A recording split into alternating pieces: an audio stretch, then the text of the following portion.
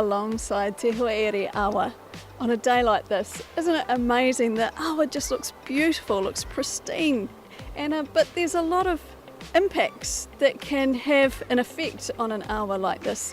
What are some of those impacts? We've got a few things that can be going on at this spot. We've got some problems with nutrient levels.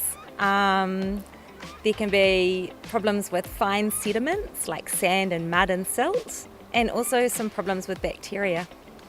Right, so we're talking about 3 problems there. So if we go back to sediment, where does the sediment come from? Because I imagine there's a natural process of it entering Awa.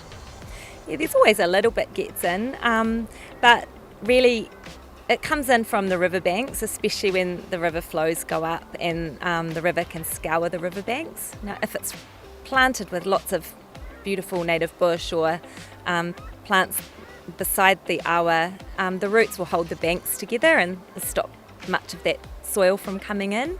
But if the banks have been cleared, then a lot of soil can come in that way. Yeah. Right, so we've really got to consider how we use the land around our awa. So around here we've got the likes of forestry and farming, important land uses, but how can we stop those impacts on the awa? We can do a lot just by planting lots of native plant, or any plants really, beside the river to hold the banks together, and also to create a buffer zone to stop that water as it's flowing off the land, to stop it from taking things with it as it goes.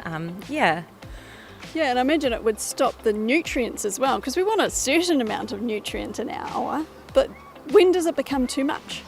Yeah, our rivers don't actually need much nutrient in them at all. So it's really important that, with those plants there, they help intercept the nutrients that are attached to soil. Some of the nutrients dissolve in the water, so that can be managed by things like just keeping the stock out of waterways. Also by not putting too much irrigation on the land, because if there's too much water or too much fertiliser, then that can travel through in the groundwater and get into the awa. So, yeah.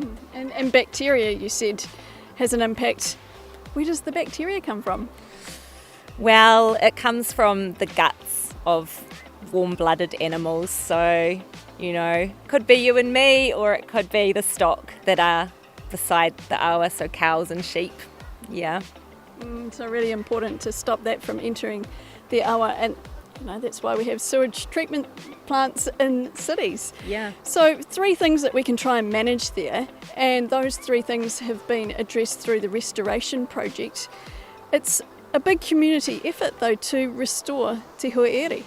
It is, because all those different kinds of pollution that can come into the awa, they come from all over the place in the catchment. They're not coming from one spot. So really, to help the river be healthy in a big catchment like this, we need everybody on board. We need everyone who lives in the catchment and has land here to be helping to manage it. Yeah. Yeah, and it's been neat to meet some of the people this week that have been helping with that, and some of the students that have been helping with the planting. Thanks, Anna. Yeah. Kia ora. Thanks.